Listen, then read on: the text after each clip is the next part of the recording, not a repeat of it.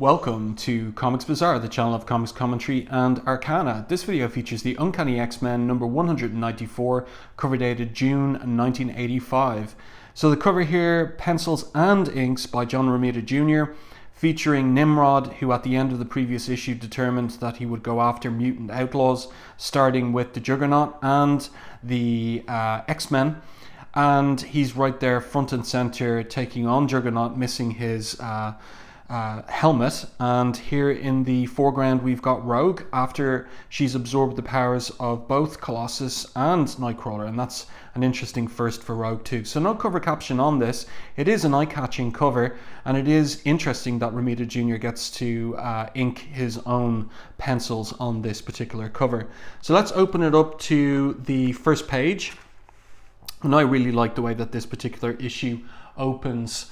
So we've got 5 horizontal panels here, and John Romita Jr. keeps, so to speak, the camera steady as a figure walks towards us here in the first panel, second, third, fourth, and you can see the way that he's drawing the figure here, who is Kane Marco, that he's alternating which foot is forward in each panel. So it gives that effect of Marco walking towards us.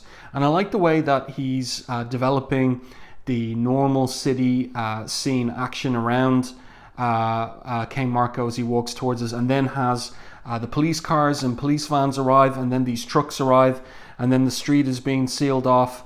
And as Kane Marco comes forward, he asks this police officer, "Hey officer, what's the trouble? Ain't you heard, fella?" And this is a great page turn to a really cool splash page. Juggernaut's back in town, and that's the title of the story as well. Really, really nice work, and you can see that Kane Marco's just smiling knowingly to himself there. So, creative team, Chris Claremont writer, John Romita Jr., credited here interestingly as penciler, which means he's doing a little bit more than breakdowns. Dan Green and Steve Leialoha nonetheless credited as finishers. So we start with Dan Green's inks over Romita Jr. I'll point out the page when the switch over to Leialoha takes place. Glynis Oliver, colorist. Tom Orzechowski, letterer. So then we switch to a TV reporter, Mick Travis here, who gives us a basic lowdown on the reason that the police are gathering and sealing off the area. Police, FBI and a special military commando unit have been combing lower Manhattan since Juggernaut was sighted near the Staten Island ferry less than an hour ago. This couldn't have happened at a worse time, the height of the morning rush hour, in one of the most densely crowded working neighborhoods in New York City. At present, authorities have no idea of the villain's objective. And then we get, with these TV screen panels, a little kind of potted history of the Juggernaut and the degree to which he's unstoppable, and those who fought him previously, from the X-Men, the original X-Men there, to the Hulk, to Spider-Man. And most recently, the X-Men and Spider-Man teamed up against Juggernaut in the very last issue of Marvel Team Up. That's number 150 there. And that's an issue of a comic I think I'm going to try and get my hands on, because it gets referenced a lot, and it's got a really cool Barry Windsor Smith cover as well, featuring Spider-Man and the X-Men. So I'm going to try and get my hands on that, and of course necessarily review it. So the Juggernaut is just smiling to himself listening to all of that, and he's not recognized by the police or anyone else in a civilian gear, minus his skull cap, minus his helmet. So this news report is picked up elsewhere in New York, specifically an hour's drive, roughly 40 miles upstate. And this is an interesting top-down angle that Romita Jr. has come up with for the X-Mansion. He's getting creative in the way that he does establishing shots of the X-Mansion. I mentioned that in my review of the previous issue, and this is another memorable one. And I like even the detail of the footsteps in the snow there. We'll see whose footsteps they are. And I like the echo of the end of the news report there, update on the morning's top story from Mick Travis, and that's coming through the portable TV here on Nightcrawler's bedside locker. And we get all the detail of Nightcrawler's own room there, with the posters of Errol Flynn on the wall, and the fact that Nightcrawler was up late watching a late TV showing of The Crimson Pirate at 2 a.m. So he's woken up by the news report, Juggernaut. And this is so hilarious. He just pulls the covers back over himself and exclaims, "No!" And the news report continues, "Clashed most often with the mutant X-Men." And Nightcrawler thinks to himself, "Yeah, and we've the lumps to prove it, but not this time. Let someone else handle it. I don't want to hear any more. I don't want to know. No, no, no, no, no." And I love the Tom Orzechowski lettering on this page as well. So we've got like Nightcrawler's kind of sleepy question, "Who's that?" And the way that Orzechowski has lettered the word here, varying the size and straightness of the lettering to evoke Nightcrawler's confusion as he wakes up. And also, all the no's here packed into this particular thought balloon as well. Just great lettering from Orzechowski. Like, this is a great page from the team of this era. All the art team, the lettering as well, and the colouring of Glynis Oliver evoking that very early morning, like darkness, just before, like in the rooms rather, with the curtains and blinds closed. So that's nicely done with the blues there on this particular page. And then we switch to Shadowcat, and the same news report is coming through, or a different news report is coming through on the radio, NPR, and she's basically not interested at all. So she uses her phasing power to break her radio alarm clock. Stupid alarm, she says there. That's hilarious. And there's Ileana, her roommate as well, just fast asleep. And a great top-down shot of that room. Really nice work, as I said, on this page from Romita Jr. and the whole art team. And then we switch to Colossus, and Colossus is kind of fretting about how he's not in top shape, and he wishes the professor around because he wants to talk to him about it. And then he hears the report on the radio, my radio, that broadcast Juggernaut in New York City, and he just rips out of his pajamas into his organic steel form and thinks, "I've been looking forward to our meeting again," because of course that's in reference to the fight they had, the bar fight they had back in issue 183, almost a year earlier. And that particular fight, Colossus lost.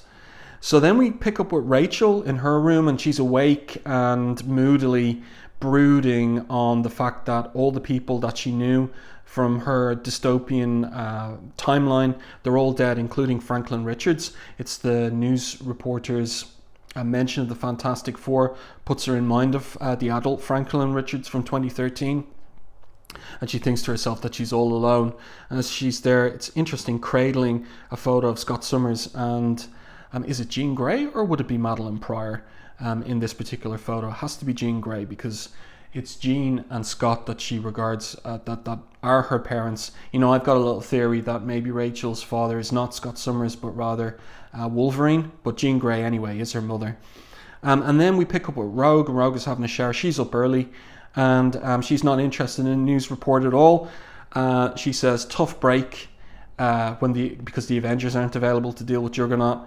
Don't look our way. The X-Men have earned a day off." She hasn't got any concerns about the Juggernaut potentially rampaging in Lower Manhattan. And then we pick up with Wolverine, and this is interesting. So Wolverine is dressed in a gi, like a Japanese karate robes, and he's out running, and he's done 10 miles in the morning, and he says, he thinks to himself, "I'm still going strong, no pain, I'm breathing easy, my body's in as good shape as it ever was." That's interesting because in the previous issue, Claremont established that Banshee's, Sean Cassidy's morning routine on Moore Isle is to go for a 10-mile run every morning. And he too, a middle-aged, coming up to middle age, like maybe he's 40 or something like that, also considers himself to be in good shape. So just interesting, that little kind of parallel there between the older members of the X-Men. Banshee, of course, retired, but a former member of the X-Men. So Wolverine is taking stock in terms of how the team's getting on, how he himself is getting on, and the team in recent months, and how they've had a rough time of it. He thinks in particular about Nightcrawler having a hard time cutting it as boss. He ain't a natural like Cyclops and Storm. He's trying his best, but he's pushing himself too hard scared stiff of the cost of failure. And we saw that in the previous issue. So Wolverine enters the X-Mansion. He's thinking about other members of the team, like Kitty got potential, but she's too young, too inexperienced. And then he picks up on the radio report and he knocks on Nightcrawler's door. That's quite a long corridor there. It's interesting.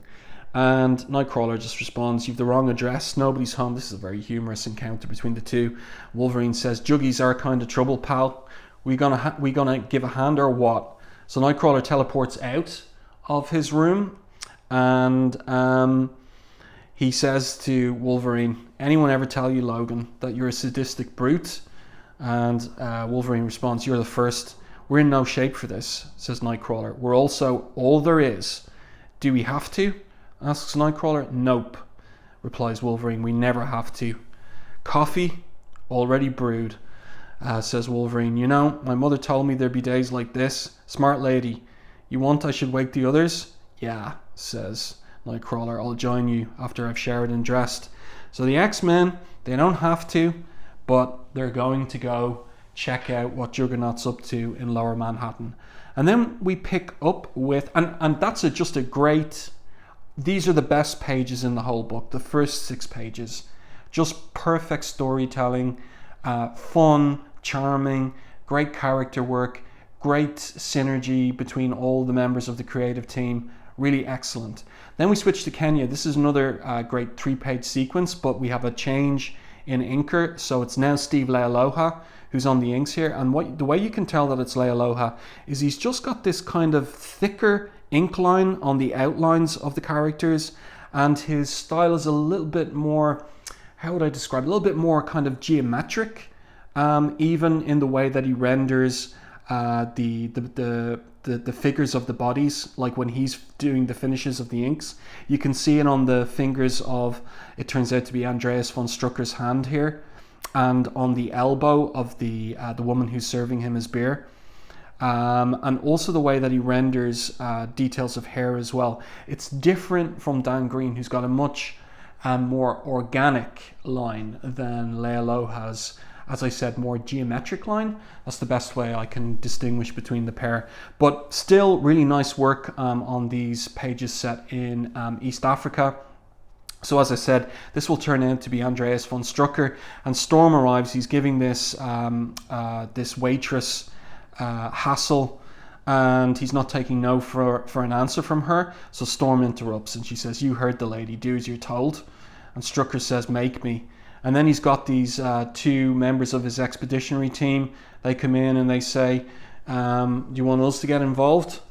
And Storm basically deals with them with her staff, cracks them in the head. Brilliant. And then what happens here? Oh yeah, Strucker pushes her out from behind, out onto the ground, and they tussle. And his sister, what's his sister's name? Andrea, of course, pulls her gun on Storm, but lucky for Storm, the gun jams, and Storm replies with a dagger that she throws right at Andrea. So she drops the gun, and it could have hit her in the head, like in the in the head or the throat. So that's a great sequence in these panels on this page. Really, really great storytelling.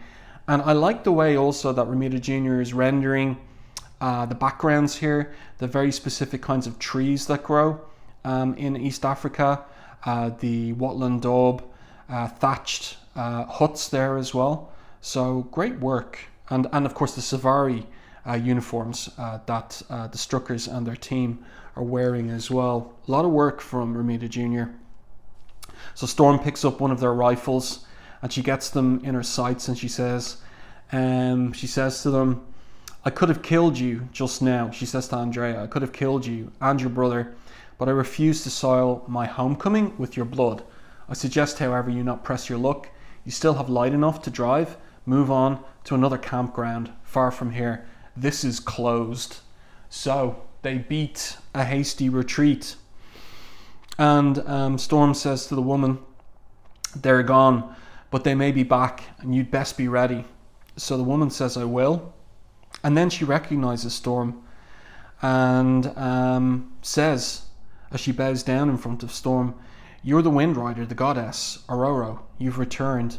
And Storm then thinks, "I'm neither goddess nor mutant, but merely human, a woman, searching her past to find her future." So Storm's gone back to her roots in East Africa and Kenya in order to find a new future for herself now that she's been depowered and is just, as she thinks to herself, a woman. That's a great panel there. Really great work by Romita Jr. and Leialoha, and Glynis Oliver's colours. And that's, again, need to mention that the way that she changes the colour palette here to render the light and background of East Africa, really well done. And then we're back to Manhattan, Lower Manhattan. Juggernaut's there in the bank, and we've got Rachel and Kitty keeping an eye on him. And Kitty says, "This is silly." So he's there as an ordinary customer talking to a bank clerk. So he's not there to rob the bank, and that's important. And that's Claremont, subverting the expectations of the reader. It's the Juggernaut is back again. Surely he's going to be up to no good. And he wasn't in issue 183. He was just in New York for a drink, just to have a quiet time. And it seems, again, he's just in New York to do some legitimate banking business. And the X-Men are there keeping an eye on him. We've got, as I said, like Rachel and Kitty in the bank, keeping an eye on him inside. And we've got Nightcrawler and Rogue on top of one of the buildings across the road, keeping an eye on him. And Nightcrawler says, "Keep watching. If he continues to behave himself, leave the brute in peace." So they're prepared to walk away if nothing else happens. But Colossus is spoiling for a rematch, and Wolverine tells him that patience is a virtue, Petey. Practice it. Only a fool picks a scrap when there's no need. I'm glad to see Kurt has more smarts than that. Me, I hope today ends as quiet and uneventfully as it began. But no such luck, because it is an action-adventure comic. So here we've got the magenta kind of computer readout of Lower Manhattan, zooming in on the location of Juggernaut. And then this is a great layout here on this page. So who teleports in except for Nimrod? And of course he introduces himself. Again, the work on this page is by Leialoha, which kind of suits that he is rendering Nimrod, who is a robot sentinel, an advanced one from Rachel's dystopian future that's followed her back in time. And he declares criminals are at large when these premises, within these premises, a threat situation exists. It is my duty to deal with them, because at the end of the previous issue, he's decided that he's in a different timeline. He recognizes that, and he's asking himself now what's his mission if he's in a different timeline. So he determined that what he would do is tackle outlaws in this new timeline, including mutant outlaws. So that's why he's primarily targeting Juggernaut. This is really nice work here in terms of kind of rendering this computer readout that Nimrod is seeing from his perspective. And he also identifies Rachel Summers and Kitty Pryde as well. And he's got these schematics of them and their powers and so on and so forth. So first of all, he tackles Juggernaut. He tells him, "You've been adjudged enemies of humanity. The sentence is death." So he blasts Juggernaut's civilian clothes away, but the costume is underneath. And also the helmet. But where's he carrying the helmet? He puts it on here, over here. Rachel uses her telekinetic shield to protect them from Nimrod's attack on Juggernaut. And Kitty phases Rachel through the floor down into the bank vault. Rachel is panicking because she's picking up on the panic, the fear and pain of the customers in the bank upstairs. It's punching through her psychic shields. So Kitty goes up to deal with the panicked bank customers and get them safely out of the bank. But she tells Rachel to try and use her psi powers to calm the crowd and get them to be persuaded by her words, get them safely out of the bank. So they're all out, and Kitty thinks to herself, maybe the smart play is to head for the hills ourselves, just to get out of there and leave the Juggernaut and Nimrod to it.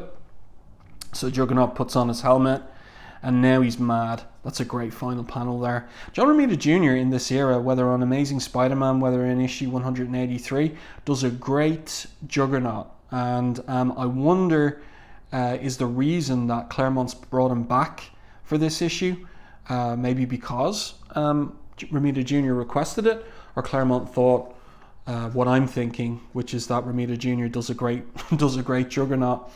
So we've got classic 6-panel grid here, more or less, and what happens is Nimrod blasts Juggernaut downtown, even farther downtown, to an empty construction site, because Nimrod is concerned not to endanger innocent lives, which he regards as that he's charged to protect them. So, but Juggernaut makes the point in retort, they weren't in any danger, dummy, till you showed up. This mess ain't my fault. You started it. So Juggernaut recognizes that Nimrod's got a disintegrator ray, and that if it had hit him, Nimrod intends to kill him. So, and Nimrod says, yes, of course. And he pulls down all these steel and iron girders on top of Juggernaut. And then we get an insight into his computer logic, running comparison evaluation of reference data in my memory banks. Juggernaut was struck by 1.37 kilotons of steel. He should emerge fundamentally unharmed now, and he does. So the X-Men arrive to the construction site, Rogue flying in above, and what happens next? Okay, so they determine, well, Nightcrawler, who's leader, wants to wait and determine what's really going on, but Nimrod blasts him and Colossus, and then Wolverine asks Rogue to serve him up as a fastball special, and he goes in with his adamantium claws, but he is repulsed by a force field, which his claws can't cut through. And then Nimrod returns to tackling Juggernaut, and he manages to get Juggernaut's helmet off as well. And this is interesting. Juggernaut's taken by surprise. My helmet, but its seal was supposed to be unbreakable. Tom, that's Black Tom Cassidy, promised. So Nimrod is formidable, and it raises the question as regards how's he going to get beaten. And so now he uses a psionic attack, or rather, with the helmet off, Juggernaut's still got a skull cap on, which protects him from psionic or telepathic attacks, but not a tight beam, ultra high frequency sonics. So that's what he hits him with. Like, that's why Banshee would be able to get the better of Juggernaut in this kind of situation. Kitty goes to take care of Colossus, Nightcrawler, and Wolverine, and she is like Nimrod turns around and almost kills her with a plasma bolt, but she phases in the nick of time. She decides to phase into him to see if he's wearing battle armor like Iron Man, but she realizes that that there's no one in the suit, that Nimrod's a robot, as she's blasted away by him. So Rogue catches her before she hits and injures herself on any of these iron beams behind her, or steel girders. And Rachel's here thinking that they're being slaughtered, that she can't probe the robot's thoughts. Maybe, though, there's another way to help. My telekinetic ability seems pretty much unaffected. It had better be. Oh yeah, she uses her telekinetic ability to bring down all of these girders on top of Nimrod and Juggernaut, of course. And yeah, the X-Men are okay. And Kitty decides that the only way, she's too weak to talk. She thinks, I hate doing this, but I've no choice. The others have to be warned. So she touches her face against Rogue's, and that's like contact of flesh against flesh, instantly transferring Kitty's psyche, her thoughts and memories, plus all her physical powers to Rogue. So Rogue realizes that it was done on purpose, it wasn't accidental, and she thinks to herself, and because the transfer was voluntary, I'm assimilating her without any hassle like I did with Storm. That was back in issue 185. And so now she's got phasing power, and she's phasing through the steel girders. So she drops Kitty off, and she thinks she's got to act fast. So the rubble's shaking. Nimrod must be smashing himself free, and she decides to take on also Nightcrawler's powers and Colossus's powers. And so now we have the figure we saw on the cover. So she's got 3 X-Men's powers plus her own to go up against Nimrod. So she's like a walking, flying, punching gestalt of 4 X-Men going up against Nimrod. And she whacks him over the head with this girder. And that's kind of a cool sound effect as well, bakong. And Juggernaut is kind of out of it for the moment. So it's Rogue with her teammate's powers, who is the only one who potentially can stop Nimrod. And she gets the idea to use Nightcrawler's recent trick against Magus, teleporting only a portion of Nimrod's body. So she teleports his arm, and that does hurt him bad. And so she punches him to smithereens here with one punch, actually. She thinks she's in a position to finish him off.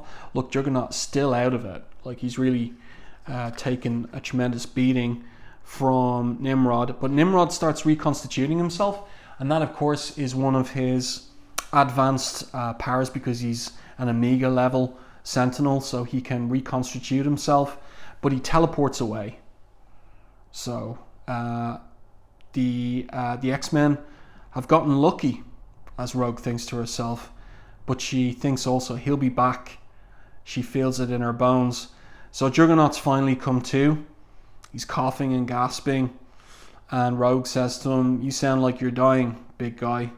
And he retorts, "Catching my breath is all, girly. Where's the shiny sleazeball? Gone. Your basic strategic withdrawal. You ex-chumps plan on picking up where you left off?" And this is interesting from Rogue. She says, "We saved your butt, bozo. Trust you to make us regret it. We ain't the law, and this fracas wasn't your fault. Better vamoose, though, before the Avengers show. Don't say thanks or nothing, jerk," as he stalks off. Yeah, and that's interesting, because that's what's been established now since the previous issue, the double-sized 100th anniversary issue of the new, all different X-Men. That now they're outlaws. They're outlaws with respect to the US government and US law enforcement. And so Rogue's taking a different attitude to Juggernaut. You know, he didn't start anything in the city, and she's not going to turn him over to the authorities. But he isn't exactly grateful. So there's news reporters that have arrived on the scene and have been filming everything and reporting on it. And Rogue says, "I didn't realize we had an audience, TV news crews and all. Lord only knows what they made of this. I suppose we could explain, but who would believe us?" So Rachel and Rogue grab the X-Men that are out, and they determine that they'll use the Morlock tunnels beneath the city to get home to the X-Mansion, because it was established in the previous issue also that one of the Morlock tunnels terminates on the boundary of Professor X's domain in upstate New York. So and Rogue concludes, "The X-Men did their best today, like we always do, and only made things worse for ourselves. And the craziest thing is, Rachel, given the chance, we'd probably do the same thing over again every lousy time." And that recalls us back to what Wolverine said to Nightcrawler in the morning. You know, we don't have to do this. We don't have to, but they do it because it's the right thing to do, was the implication. And here, even though they're misunderstood by the general public and media, they still are determined to act like heroes, even when they'd rather just stay in bed and take the day off. So then we have an interesting conclusion to this. We switch to Moscow, and Colonel Nick Fury's equivalent in the KGB, that is Colonel Vazhin, and he's keen for the latest on what's going on in America, the appearance of Nimrod and the status of the X-Men, and he's getting a report here from an underling who says, "Surely, sir, if the Americans deprive themselves of a major strategic asset, that's the X-Men, that's good for us." And Vazhin replies, "Perhaps, but this is one instance where I wish the status quo had been maintained. We are fast approaching a crossroads, and I fear that somewhere, somehow, the decision has already been made to turn us irrevocably towards Armageddon." So Claremont ramping up the tension there in respect of the future of the X-Men and maybe global stakes in relation to their status as outlaws rather than publicly recognized heroes. So I do hope that you enjoyed this review and commentary on Uncanny X-Men 194. If you did, please like the video on YouTube, but if you haven't done so already, subscribe to the channel and stay tuned for more content like this.